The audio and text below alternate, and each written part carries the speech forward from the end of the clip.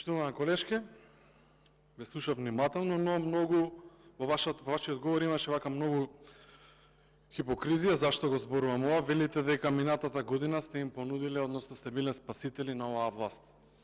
Така фактички ја формиравте новата влада, а денеска велите дека овој потек е за да се спаси кариерата на премиерот и на вице-премиерот. Па и вие истото го направивте пред една година. Сте заборавиле? Со ваше гласање вие им дозволивте да се одржат во живот. Дали во тој момент го спасивте Дуј?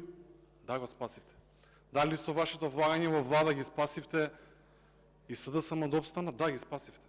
За денеска да направат што? Да ве шутнат од владата. Зашто?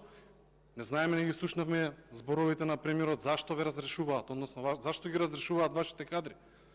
Но ви остави врата отворена ако сакате да влезете во власта, односно ако има простор без ниту еден министр да влезете во власта, ама изгледа не сакате така. Сакате да имате повеќе министри од тоа што имаат алијанса, или што е причината? Мора да излезете јавно пред граѓаните. Знаете зашто го говорам ова? Го говорам бидејќи и БЕС ја направи истата грешка. Влезе во коалиција со СДСМ за да биде излажана, да видиме потоа да излезе навредена. Потоа, знаете, алијанса влезе, па незадоволни излегува таа власт предходно, сега вие сте незадоволни, алијанса повторно влага и на крајот се прашувам јасно и граѓаните. Албанската опозиција зашто има својство? Постојано да чека момент да влезе во владата. Во Македонија треба силна албанска опозиција. Но со вие чекори, што ги прави алијанса, но и вие, бидејќи вие денеска се уште сте во владата.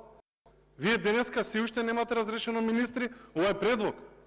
Затоа размислите дали некогаш во иднина треба да имате пакт со СДСМ или па со Дуј. Сте заборавиле дека претходно во кампања зборувавте се најлошо против Дуј, па влеговте во влада. Денеска слушаме дека они биле лицемерни. Ве замолувам, треба во Македонија да има албанска опозиција. Треба да има силна опозиција за следните избори. И добро е што идете во опозиција. Бидејќи вашите одлуки може би биле погрешни, јас тврдам дека биле погрешни што влеговте во таа влада. Знаете, на тој ден исчезна и пратеник, каде што денеска тука не е, и тој не знае како ќе гласа за оваа власт.